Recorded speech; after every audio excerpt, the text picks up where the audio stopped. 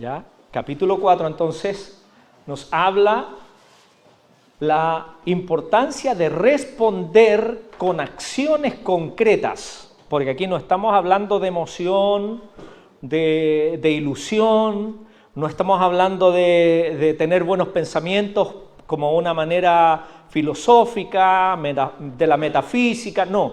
Aquí estamos ahora entonces frente a la responsabilidad que tenemos como iglesia, porque lo que ha hecho el Padre es tan relevante, es tan glorioso, que ahora nos corresponde a nosotros actuar. ¿Ya? Por lo tanto, desde el capítulo 4 nosotros nos encontramos con los andares del cristiano. Los andares del cristiano. Después de la parte revelacional de los 3 primeros capítulos, Pablo comienza a desarrollar la nueva vida que deriva de ella. En efecto, si bien lo revelacional es lo primero, el asunto no termina ahí. La revelación no es un fin en sí mismo. El Señor no se asombra cuánta teología manejamos en nuestra cabeza, cuánta Biblia almacenamos en nuestra cabeza. Si la palabra que llega a nuestra mente no baja al corazón y se produce una acción, no sirve absolutamente de nada. Somos seres tripartitos, cuerpo, alma y espíritu. El alma está dividida en 3 partes, la mente, el corazón y la voluntad, es decir, la acción que Dios espera de nosotros. Amén.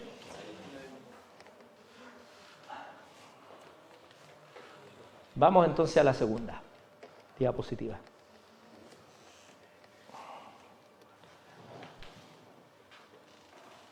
En el reino de Dios no se trata de hacer para llegar a ser. Es decir, no venimos a la iglesia para ganarnos el favor de Dios. No venimos a la iglesia para que Dios me dé algo, a ver si alcanzo alguna cosita de parte de Dios. No venimos a la iglesia así. ¿Ya? Es decir, no hacemos algo como un trueque. Yo hago esto para que Dios me dé. No, el Padre ya lo hizo todo en Cristo. Entonces, lo que Dios espera de nosotros es que nosotros ahora, con el conocimiento que ya tenemos de los 3 primeros capítulos, es que ahora actuemos. ¿Se entiende? Si somos, entonces sin lugar a duda, haremos. Esto es lo que quiere decir Pablo cuando declara, no por obras, Efesios 2. No por obras para que nadie se gloríe, pero sí hemos sido creados para buenas obras, las cuales Dios preparó de antemano, que dice, para que anduviésemos en ella. Es decir, lo que Dios espera ahora de toda esta revelación es que caminemos haciendo la obra de Dios, teniendo en nosotros un accionar acorde a todo lo que el Señor ha hecho. Precisamente son estas buenas obras que debemos andar, las que Pablo desarrolla a partir del capítulo 4. Vamos a ver entonces el contexto. Ahí está. El contexto en que deben asumirse estos andares es el cuerpo de Cristo, ¿ya? Ya tenemos claro que es en Cristo, en el cuerpo. En efecto, los andares del nuevo hombre que ha sido levantado en la resurrección de Cristo. Es un nuevo hombre corporativo. No judicial, no de la ley, sino que corporativo de cuerpo. Este nuevo hombre entonces es el cuerpo de Cristo, la iglesia. El plural, andéis, corresponde al andar del cuerpo de Cristo. Esto significa que ningún creyente podrá individualmente conformarse, es decir, tomar la forma a esta nueva manera de vivir, a menos que su andar sea sujeto e integrado al cuerpo de Cristo. Aquí no corren los zombies. Al zombie le falta un brazo, hasta sin cabeza caminan los zombies en la televisión, en la ciencia ficción. No. En la iglesia, en el cuerpo de Cristo, ¿cierto?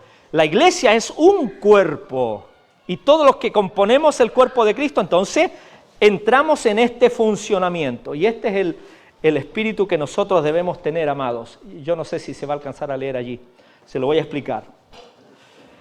El apóstol Pablo en el libro a los Efesios, la carta a los Efesios, capítulo 4, versos 20 al 32. Y en este contexto dice el verso 17 y 18. Capítulo 4, verso 17 y 18. Dice, esto pues digo y requiero en el Señor que ya no andéis, y esta palabra es la clave, los andares, que ya no andéis como los otros gentiles que andan en la vanidad de su mente. Vanidad aquí es vacuidad, vacío. Los gentiles aquí es una analogía para referirse al inconverso. ¿Se entiende?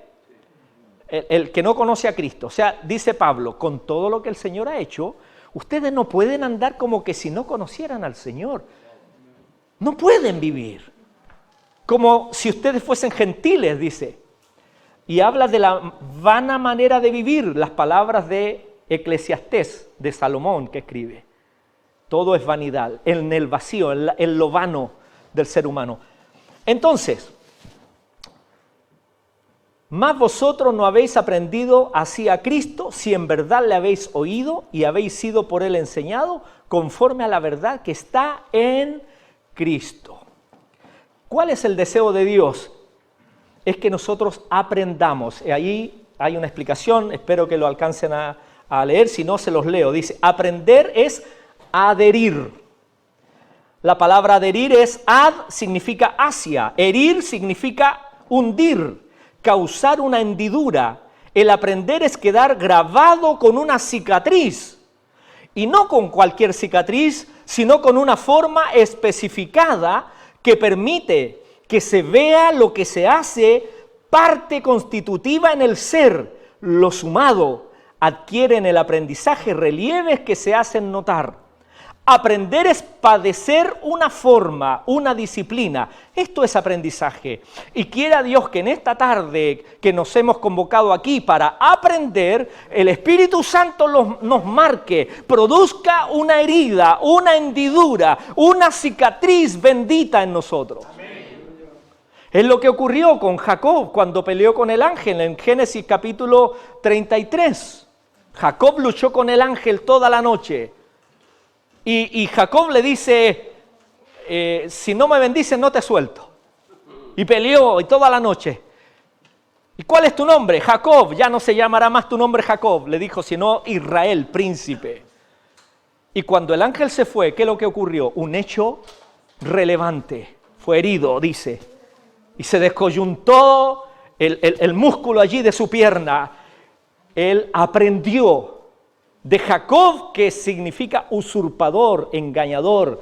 Recuerde usted que Jacob engañó en complicidad con su madre por la bendición, ¿cierto?, entre Esaú. Pero allí recibe una transformación, aprendió. Dejó de ser engañador para ser Israel, el príncipe. Pero eso tiene un precio, una herida en el muslo. Una herida, y eso es lo que nosotros debemos, hermano, hacer, tener una herida, algo que nos marca. Cuando usted y yo aprendemos, algo se produce, una marca de Dios en nosotros. No podemos seguir siendo los mismos.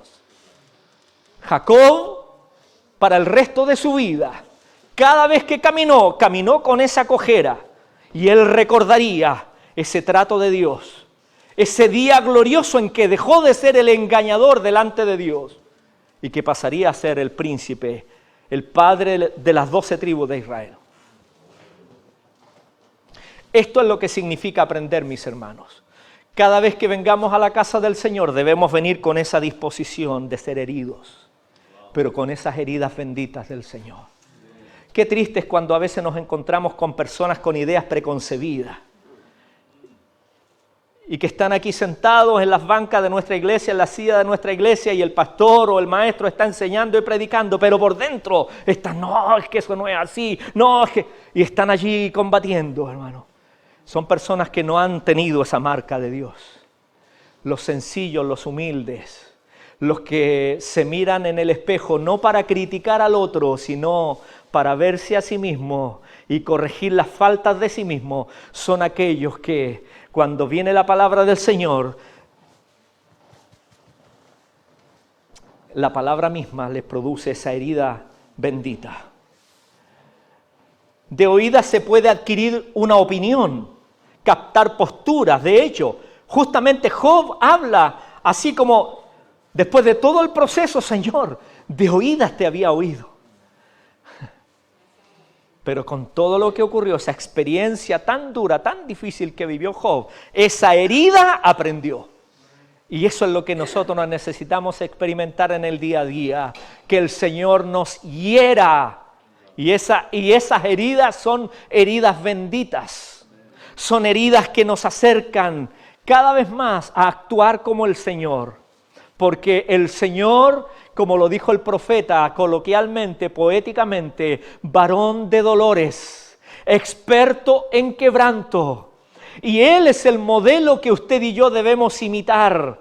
Si el Señor Jesucristo es el varón o fue el varón de dolores, experimentado en quebranto, ¿cuánto más nosotros, amados hermanos, también debemos pasar por ese proceso de quebranto? Y ser quebrantados entonces significa tener una huella, una cicatriz bendita en nosotros, que nos va a llevar a depender 100% del poder y la gracia del Señor. Y no confiarnos en nuestros propios conceptos. Se aprende cuando se imprime en el ser lo aprendido. Se sale hendido, impreso, cicatrizado. Por eso el sabio Salomón se aleja de las posturas replicadas en su formación religiosa. Tiene un plan en su predicación que no contradice con el modo en que hasta allí había adquirido opinión. Por lo tanto, se aleja deliberadamente del camino que le trazaron para poder arribar a donde quiere llegar. Y esto es parte del libro Eclesiastés, el hombre en el espejo. Es decir, amados, necesitamos tener estas experiencias de gloria. Todo lo que el Padre ha hecho es para que experimentemos entonces esta plenitud.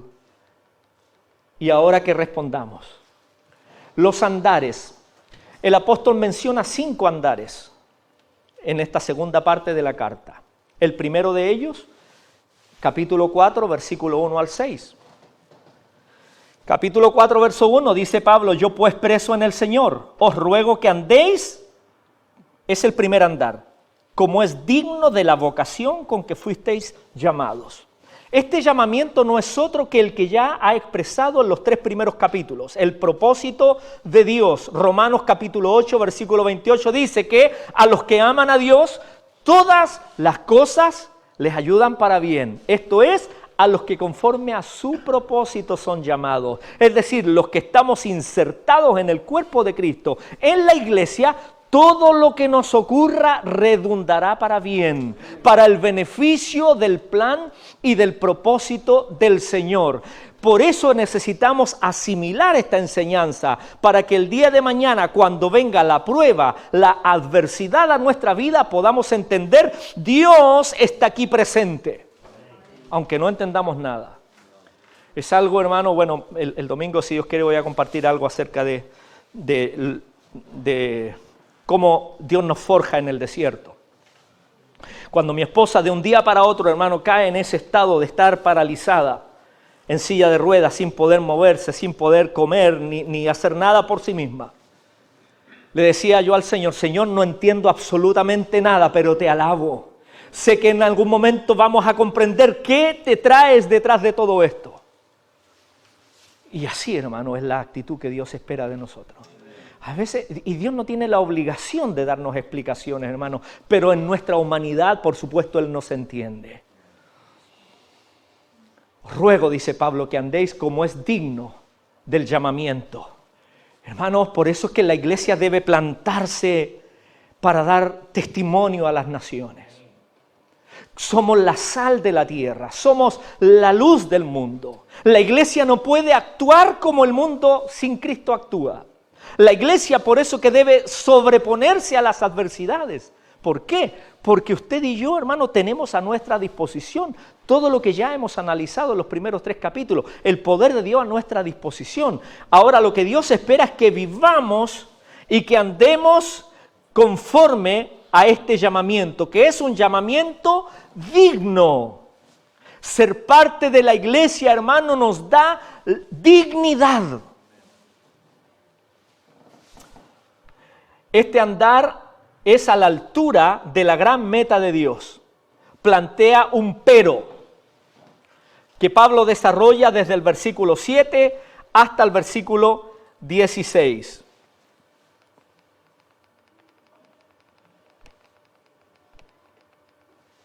El segundo andar plantea en lo negativo.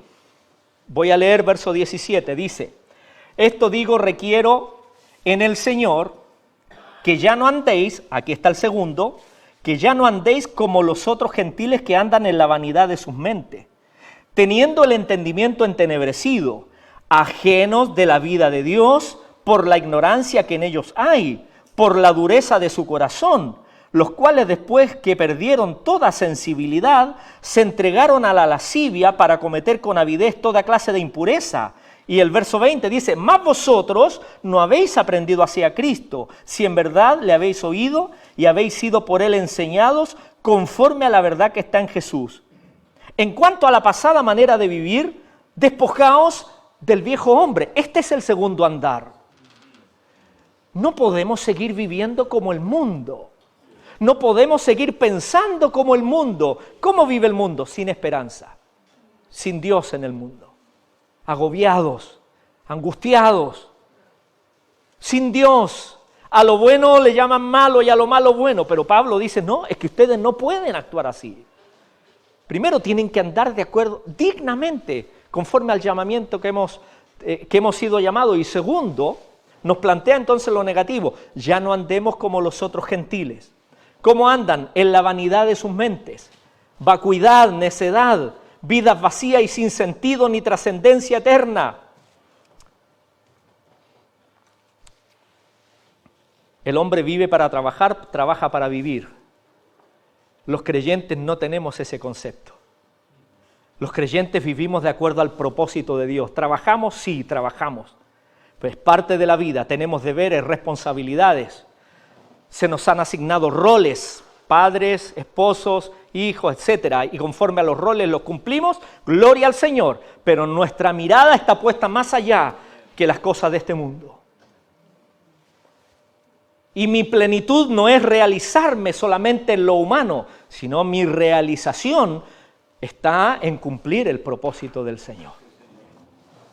La razón está en que nosotros hemos sido por Cristo enseñados conforme a la verdad que está en Él. Por lo tanto, en lo positivo se nos ordena renovarnos en el espíritu de nuestra mente y vestirnos del nuevo hombre creado según Dios en la justicia y santidad de la verdad. Este es el consejo del Señor. Verso 23, renovaos en el espíritu de vuestra mente. Pablo lo menciona en Romanos capítulo 12, versículo 2. Dice que debemos transformarnos, no os conforméis a este siglo. La palabra conformar significa amoldarse. No tomar la forma de este mundo, sino transformaos por medio de la renovación de vuestro entendimiento, para que comprobéis cuál sea la buena voluntad de Dios, agradable y perfecta. Si nosotros nos amoldamos a este mundo, no vamos a poder entonces conocer cuál es la buena voluntad de Dios, agradable y perfecta. Porque esa buena voluntad de Dios, que es agradable y perfecta, se experimenta y se conoce renovando el entendimiento por la palabra de Dios. Vestidos del nuevo hombre, creado según Dios. Es decir, hay un nuevo hombre que fue creado según Dios. Es decir, que Dios estableció un modelo. No es a mi forma. Este nuevo hombre tiene un modelo. Efesios 4:16 dice: hasta que todos lleguemos a la unidad de la fe y del conocimiento del Hijo de Dios, a un varón perfecto. Aquí varón es la iglesia. A la medida de la estatura de la plenitud de Cristo. O sea, hay un molde, hay un modelo según Dios, no es a mi forma. Este nuevo hombre no es a mi manera, como lo decía Frank Sinatra, sino que es a la manera del Señor. ¿Por qué? Porque este nuevo hombre, es creado según Dios en la justicia y santidad de la verdad. La concreción final de esto es que, desechando la mentira, verso 25, por lo cual, desechando la mentira, hablad verdad cada uno con su prójimo, porque somos miembros los unos de los otros. ¿Qué más? Sujétese en la silla, airaos, pero no pequéis.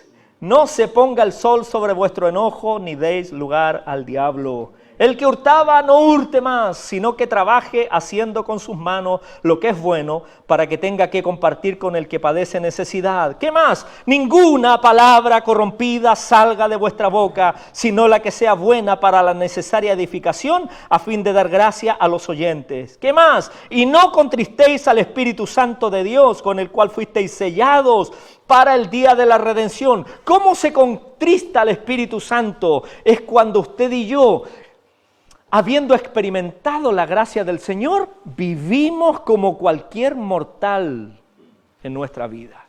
¿Cómo vive cualquier mortal? Diciendo mentiras, engañando, airándose pecaminosamente, viviendo en engaño, hurtando, es decir, habla aquí de las obras de la carne que el apóstol Pablo menciona en Gálatas capítulo 5, versículo 16 en adelante. Recuerde que delante les dije, antes de terminar, cuando recibimos a Cristo ahora tenemos dos naturalezas. La naturaleza espiritual, pero también la naturaleza carnal. Si nosotros nutrimos al hombre espiritual, obviamente que va a haber un fruto que se va a manifestar. Pero si insistimos en nutrir el hombre viejo, ¿qué cree usted que va a manifestarse? Lo que Pablo dice aquí. Recuerde, Pablo le escribe aquí a la iglesia. No le está escribiendo al mundo. Esta carta es para la iglesia. Por eso Pablo dice, desechando la mentira, despojaos del viejo hombre, que está viciado, dice. O sea, vive en la vanidad. Vive en lo intrascendente. Este es el segundo andar, amados hermanos. Es interesante notar todas las palabras o todas las cosas que se nombran desde el versículo 26 al 31, producen precisamente como resultado de no hablar la verdad. Aquí hay algo trascendente. Cuando la iglesia deja de experimentar y vivir en la verdad, comienzan a manifestarse las cosas opuestas, el engaño, la mentira. ¿Qué es lo que pasa cuando a veces, hermano, tristemente nos enteramos que nuestros hijos en alguna oportunidad nos mienten? ¿Cómo nos sentimos nosotros como padres? Triste.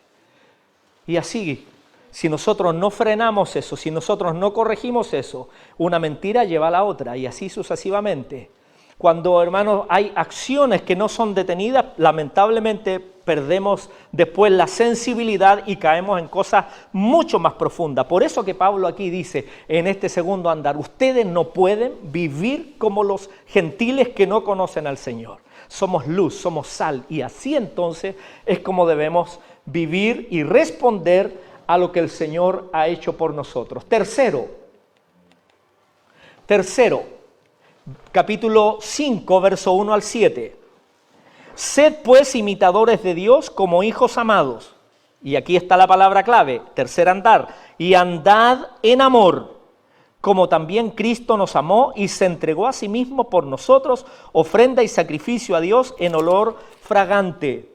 Pero fornicación y toda inmundicia o avaricia, ni aun se nombre entre vosotros como conviene a santos. Nótese, le escribe a la iglesia. Ni palabras deshonestas, ni necedades, ni truanerías que no convienen, sino antes bien acciones de gracias. Porque sabéis esto, que ningún fornicario o inmundo o avaro que es idólatra tiene herencia en el reino de Cristo y de Dios. Nadie os engañe con palabras vanas, porque por estas cosas viene la ira de Dios sobre los hijos de desobediencia. No seáis pues partícipes con ellos. El tercer andar entonces explícita aquello que ya advertíamos anteriormente. La verdad se sigue en amor. Entonces el llamado aquí es andar en amor. Amor ágape, en el amor de Dios. El modelo a imitar es Cristo, porque dice aquí, así como Cristo nos amó. ¿Cómo nos amó el Señor? Hay una canción, amor sin condición. El Señor no nos dijo, ya, ok, pero cambia esto y después te amo. No, Él nos amó tal como somos, hermano. Con todos nuestros hierros, desaciertos, así es el amor del Señor. Como lo decía hace un rato atrás en Romanos 5:8, mas Dios muestra su amor para con nosotros, en que siendo aún pecadores Cristo murió. ¿Cómo nos amó Cristo entonces? Dice, se entregó a sí mismo por nosotros, ofrenda y sacrificio a Dios en olor fragante. De esta gloriosa máxima surge para nosotros una verdadera definición de amor. Debemos andar en este amor, un amor incondicional, vivir para Dios incondicionalmente. No, y a veces ocurre esto, es que, Señor, si tú haces esto, yo me comprometo a hacer esto. O las típicas mandas que hacíamos, ¿cierto?, en la pasada manera de vivir religiosa, los que vivimos en otro tiempo. No, hermano. Y es más, aún muchos en el cristianismo pretenden también hacer trueques con Dios. O se les llama pactar, hermano. No estamos en condiciones. Nunca el hombre ha estado en condiciones de hacer pacto. Dios tomó la iniciativa e hizo pacto con Abraham, pero un pacto unilateral. Es decir, el Señor fijó las reglas a Abraham y todo Israel tenía que obedecerlas. Y lo mismo en este caso. Todo lo que fue el pacto se cumple en Cristo. Y ahora, luego de Cristo, no somos llamados a pactar porque no estamos en condiciones humanas para pactar. Pues ya cumplió Cristo por nosotros. Solamente debemos andar en amor. Es entregarse a sí mismo por los demás, en obediencia a Dios. En obediencia a Dios significa que no basta entregarse por los demás como un fin en sí mismo, sino se trata de una entrega a fin de que el objetivo de Dios sea la verdad en amor. La fornicación, la inmundicia, la avaricia con sus respectivas falsas palabras, o las obras de la carne que menciona Pablo en Gálatas 5, palabras deshonestas, necedades, truhanerías, son planteadas como el antiamor. El antiamor. El adulterio es un antiamor. No, si yo te amo, pero ¿cómo? ¿No es así? ¿Cómo dices amarme? ¿Me entiendes? Eso es antiamor. Lo mismo delante del Señor, amados. Nuestra respuesta debe ser entonces delante del Señor. Ay, se me olvida que esto. Vamos con el quinto. Mira adelante. Cuarto, perdón. El cuarto, ahí está. Cuarto andar. El cuarto andar, capítulo 5, verso 8 al 14. Dice, porque en otro tiempo erais tinieblas. ¿Se fija usted la connotación que hace Pablo? En otras palabras dice, es que no puedes seguir viviendo así. No, en otro tiempo sí, ya está bien. Pero hoy, con lo que has recibido de Dios, con lo que Dios ha hecho, con el poder que está a tu disposición, no puedes seguir viviendo así, dice. En otro tiempo erais tinieblas, mas ahora sois luz en el Señor. Andad como hijos de luz. Este es el cuarto andar. Andar como hijos de luz, y también el quinto andar es andar sabiamente. Y este cuarto y quinto andar tiene relación con nuestra responsabilidad hacia el mundo. No tiene que ver con nuestra responsabilidad personal frente a Dios, sino con el mundo. Debemos andar como hijos de luz.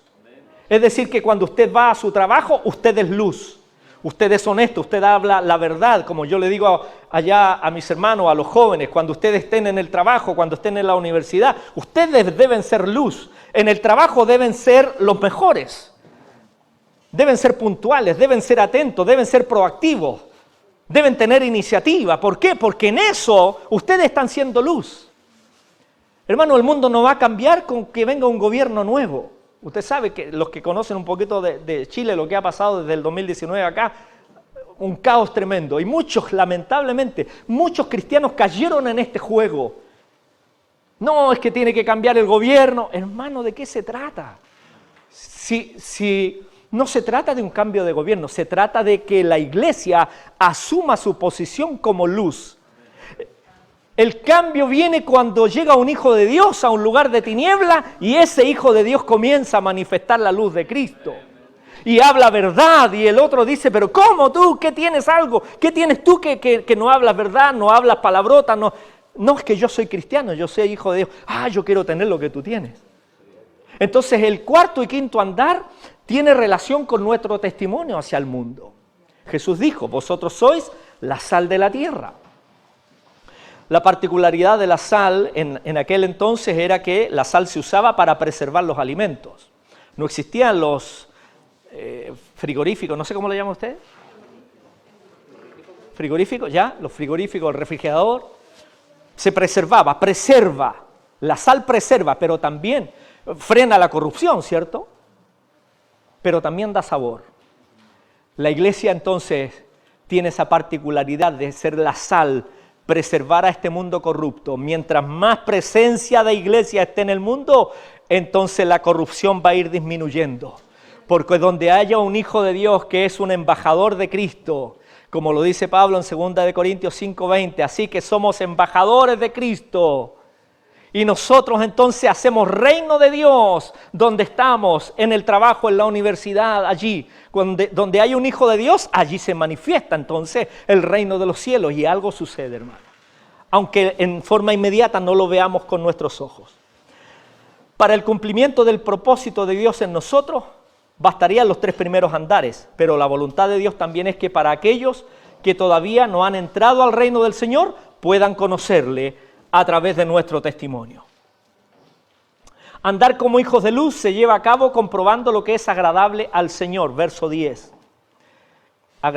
Comprobando lo que es agradable al Señor. Además, no debemos participar en las obras de las tinieblas, sino más bien reprenderlas. Pero este reprender no es primeramente verbal, sino por medio de las obras, porque el fruto del Espíritu es en todo bondad, justicia y verdad. No se trata de reprender las tinieblas como de la boca para afuera, sino es, hermano, que nuestra vida alumbre y las tinieblas desaparecen cuando hay un hijo de Dios. Ejemplo de ello tenemos en la vida de José. ¿Se acuerdan? José entonces es un gran ejemplo de ello. En medio de la casa de Potifar y frente a la tentación de Potífera, la mujer de Potifar, ¿qué es lo que hace José? José alumbra, José huye y así se manifiesta la gracia del Señor. Y aunque fue echado a la cárcel, la Biblia dice, claramente dice, pero Dios estaba con José en la cárcel, porque él fue íntegro, porque él fue luz. Y así la iglesia debe ser luz en este mundo.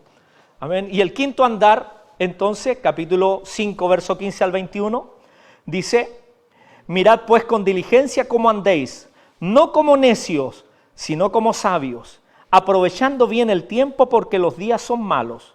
Por tanto, no seáis insensatos, sino entendidos de cuál sea la voluntad del Señor.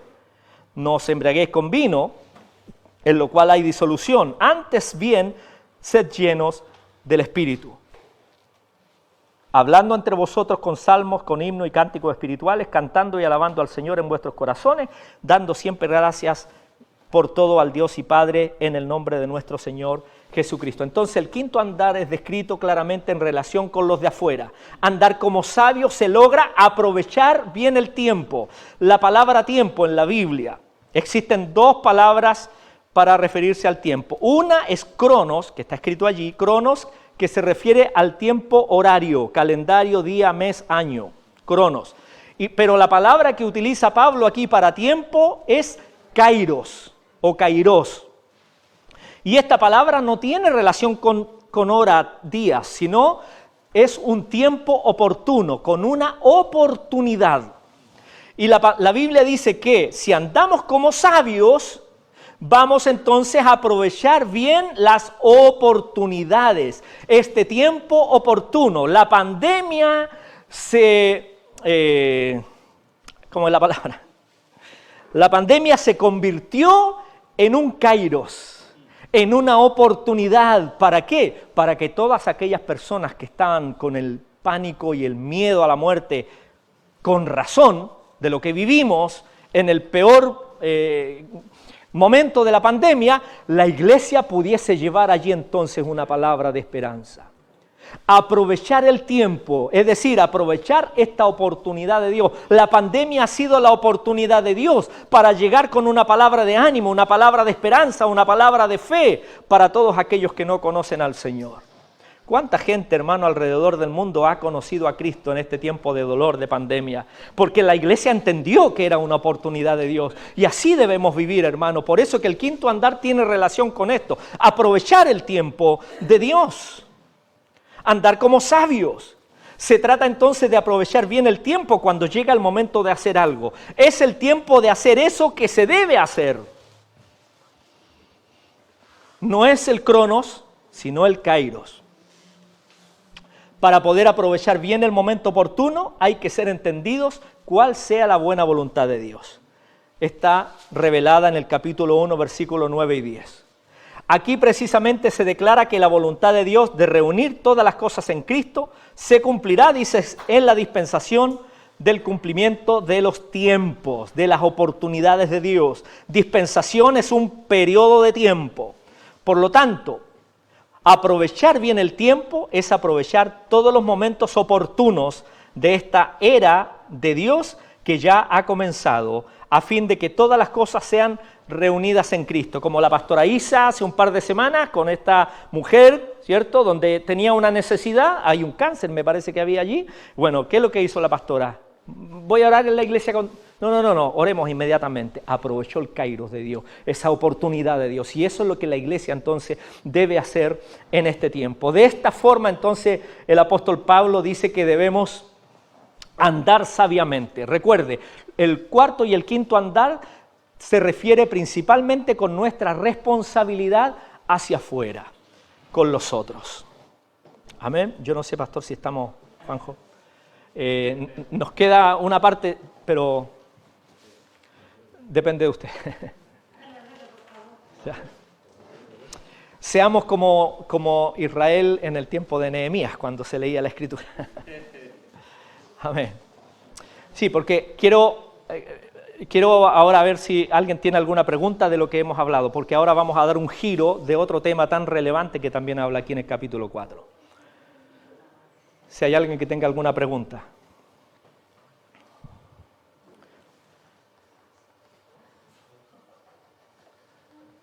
Quiero hablar, si no hay ninguna pregunta, quiero hablar acerca de los dones de Cristo mencionados en el capítulo 4, versículos 7 al 12.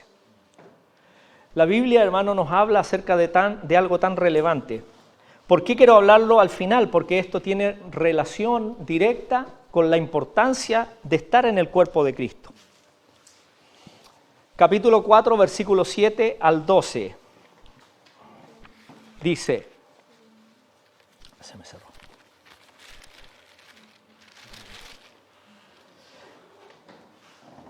Dice, pero a cada uno de nosotros fue dada la gracia conforme a la medida del don de Cristo. Por lo cual dice, subiendo a lo alto, llevó cautiva la cautividad. ¿Y qué dice? Dio dones a los hombres. ¿Y eso de que subió? ¿Qué es? Sino que también había descendido primero a las partes más bajas de la tierra. El que descendió es el mismo que también subió por encima de todos los cielos para llenarlo todo. Y él mismo constituyó a unos apóstoles, a otros profetas, a otros evangelistas, a otros pastores y maestros. Y aquí viene el propósito de estos ministerios o dones de Cristo. Versículo 12. A fin de perfeccionar a los santos, es decir, a la iglesia. ¿Para qué?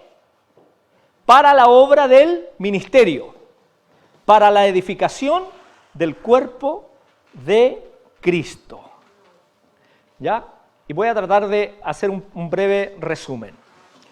En el libro de los Hechos, en el capítulo 2 nos habla del derramamiento del Espíritu Santo sobre la iglesia representada por los 120 que estaban orando en el aposento alto, de acuerdo a las instrucciones que el Señor les había dado. Capítulo 1 del libro de los Hechos le dice a los apóstoles, no se vayan de Jerusalén antes que sean investidos de poder, ¿cierto? Pero recibiréis poder cuando haya venido sobre vosotros el Espíritu Santo, me seréis testigos. La palabra testigo viene del griego martureo, que de allí se deriva la palabra mártir. Mártir. Me seréis mártires muchos de vosotros cuando haya venido el Espíritu Santo. O sea, se necesita ser lleno del Espíritu Santo aún hasta tener la capacidad de dar nuestra vida por el Señor. Y eso es lo que ocurre entonces en el libro de los Hechos. Estas instrucciones obedecían a una lógica, por la sencilla razón que mientras Jesús estuvo en la tierra como hombre, estaba limitado al tiempo y al espacio, por lo cual era imprescindible que sus discípulos esperasen la promesa que les había dado en Juan capítulo 16, versículo 7, para que al momento de ascender Cristo a la diestra de Dios, derramar su Espíritu Santo sobre la iglesia. Esta es la gran connotación que tiene entonces esta experiencia de los discípulos. El apóstol Pedro, después del derramamiento del Espíritu, explica el hecho aludiendo las escrituras de Joel capítulo 2. Pedro menciona por lo menos 3 hechos concretos con relación a Cristo. Fue resucitado, fue exaltado y entronizado a la diestra de Dios. ¿Por qué digo esto? Porque es relevante. Un rey comenzaba a reinar en Oriente cuando se sentaba en el trono. Recordemos que Cristo, cuando ascendió a la diestra del Padre, se sentó a la diestra del trono. Es decir, Jesucristo comenzó su reinado al momento de ascender. Hay 2 cosas concretas que Jesús hace como rey al momento de sentarse en el trono. La primera de ellas es enviar la promesa del Espíritu Santo en Hechos capítulo 2. Es lo primero. Cristo envía entonces el Espíritu Santo para responder a aquella promesa que el Padre había hecho, como lo declaró en Juan capítulo 14 y el capítulo 16.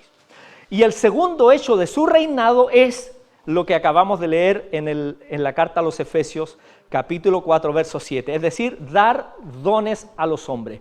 La relevancia que tiene, la primera de ellas es que, como dije, era necesario que enviara el Espíritu Santo. ¿Por qué? Porque cuando estuvo Cristo en la tierra estaba sujeto al tiempo y al espacio, no podía estar en 2 lugares al mismo tiempo. Entonces, cuando viene el Espíritu Santo, viene sobre la iglesia. Y donde hubiese un Hijo de Dios, está Cristo siendo representado allí. Amén. Esa es la relevancia. Y lo segundo es que Él da estos dones, con los cuales el Señor trabaja y edifica la iglesia del Señor. ¿Ya? Esta es la relevancia. Voy a avanzar un poquito, ¿ya? Porque ahí ya expliqué eso. El primer hecho de su reinado, el segundo... ¿Ya?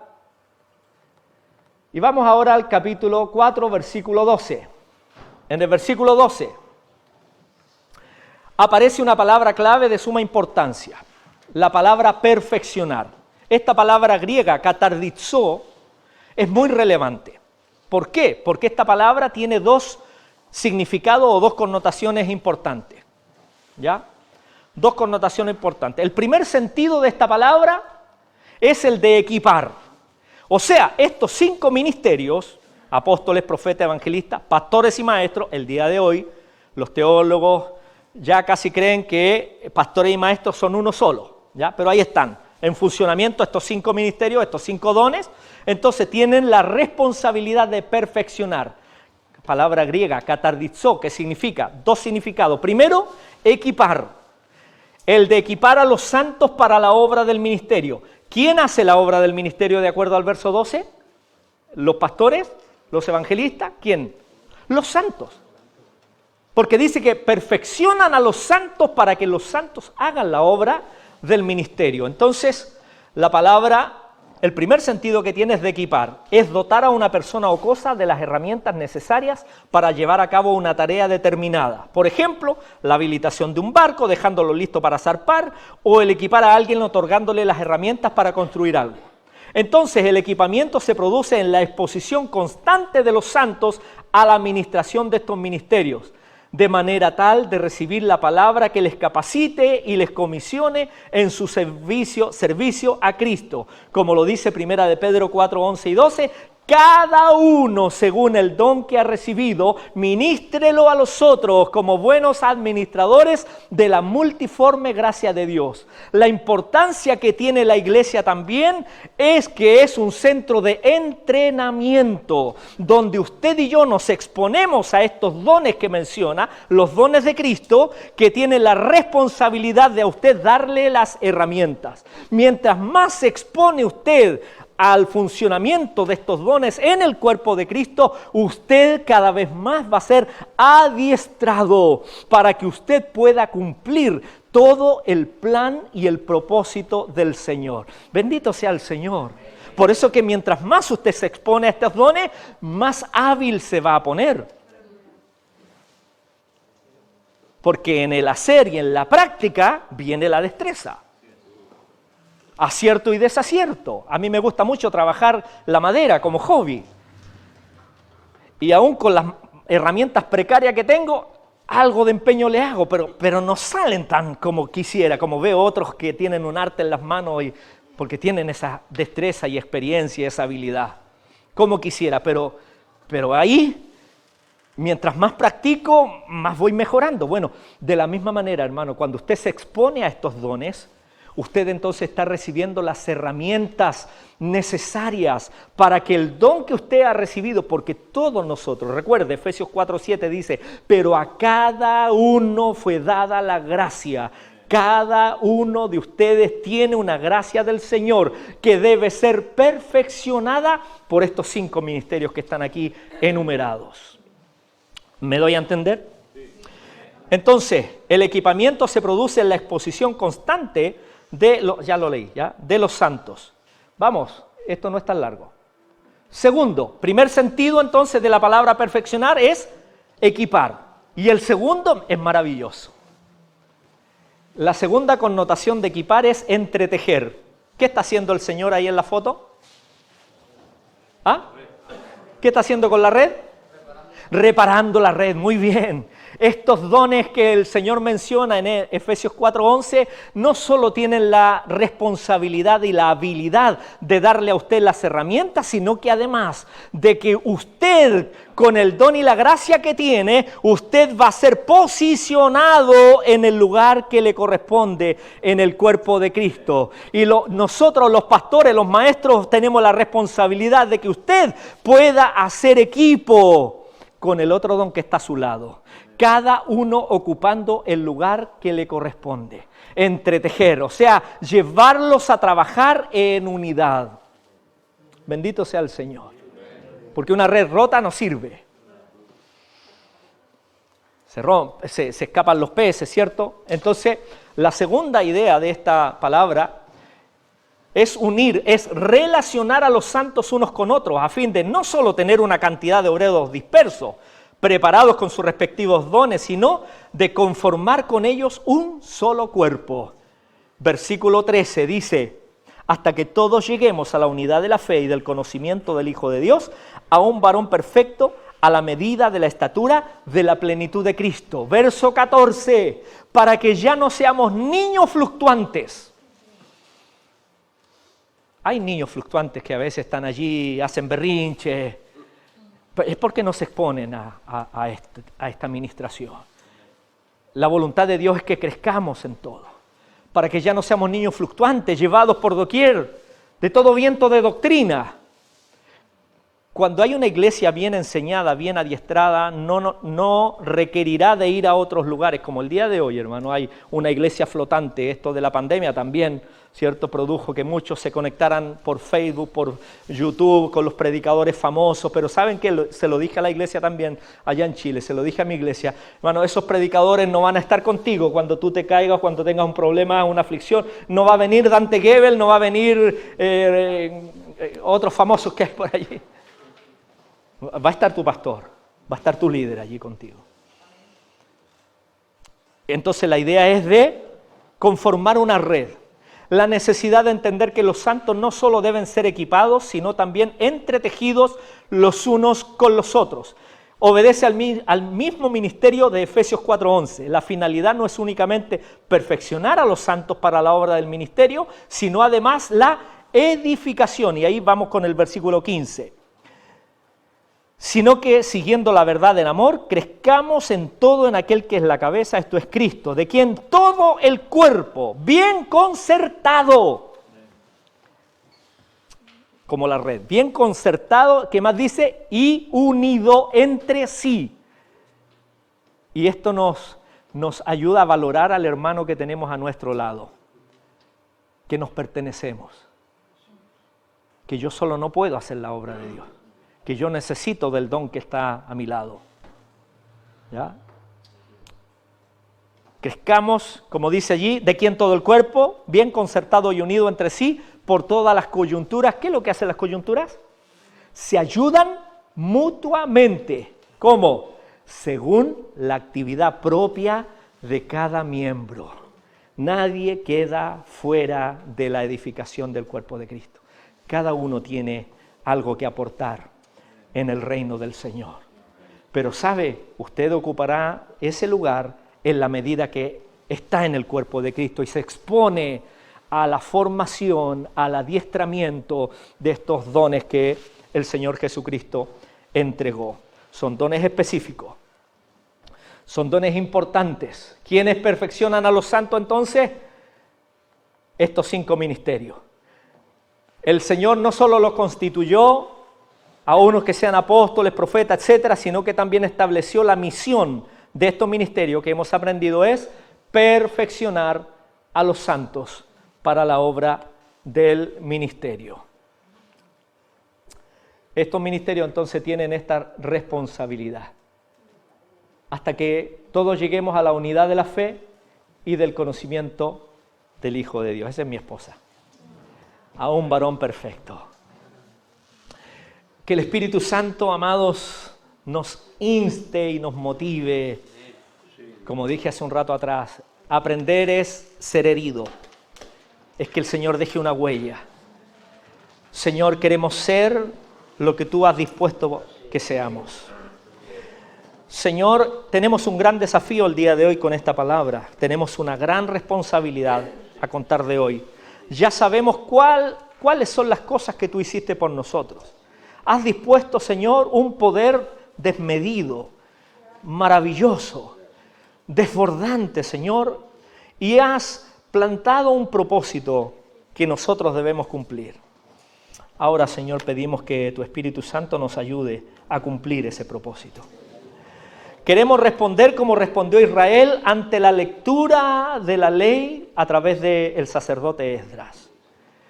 Hubo quebranto, hubo arrepentimiento, hubo llanto, se postraron delante de ti, alzaron sus manos, alabaron y adoraron a Dios por lo que tú habías hecho, Señor. Así queremos responder nosotros ante tu palabra, Señor. Recibimos, Señor, de ti la gracia, el poder. Recibimos de ti, Señor amado, un renovar en nuestro corazón.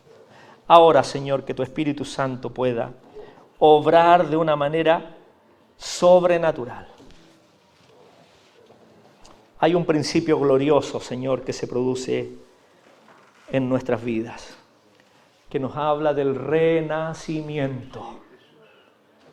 Volver a nacer, Señor. Y el nuevo nacimiento no es solo aquel día en que hicimos la oración de confesión de fe, sino que todos los días necesitamos volver a nacer. Palieginesis es el proceso de renacer. Si lo hiciste ayer, lo harás hoy con nosotros, Señor. Endereza nuestros pasos. Corrige nuestros pasos, como lo dice la palabra, para que lo cojo no se salga del camino, sino que sea sanado y restaurado, Señor. Enamóranos de tu presencia. Enamóranos de tu palabra. El avivamiento vendrá cuando tu palabra se haga vida en nosotros. Cuando tu Espíritu Santo, Señor, eche mano de la palabra que hay en nosotros, Padre. Señor, queremos conocerte más profundamente, Señor. Padre, haz milagros en esta noche sobre nuestras vidas, sobre nuestros corazones. Sácanos de la comodidad, de la zona de confort, Señor. Ayúdanos, Señor, en nuestro andar. Hay 5 andares que debemos cumplir, que debemos, Señor amado, experimentar en nuestra vida. Los 3 primeros tienen relación directa con nosotros, con nuestra responsabilidad frente a ti. Andar, Señor, de manera digna, conforme a lo que tú has hecho por nosotros. Señor amado, también somos responsables frente al mundo de ser sal y de ser luz. Queremos, Señor amado, vivir una vida cristiana efectiva, real, en nuestra vida. Que cada día sea un milagro, Señor, en nosotros. Para que ya no seamos niños fluctuantes, como decía tu palabra en Efesios 4:14. No queremos seguir siendo niños, sino queremos crecer a la medida de la estatura de la plenitud de Cristo. Ese es nuestro modelo, Señor. Enséñanos y ayúdanos, Padre. Bendigo cada hogar, cada familia representada en esta hora. Aún los que se fueron, Señor, reciban de ti gracia, poder, sabiduría, Dios amado. Que el espíritu de sabiduría y de revelación vengan, Señor, para conocer la persona del Señor Jesucristo en nosotros. Y seamos llenos de toda esa plenitud que tú tienes, Señor, en el cuerpo de Cristo, en la iglesia. Gracias, papá. Gracias, Señor. Amén.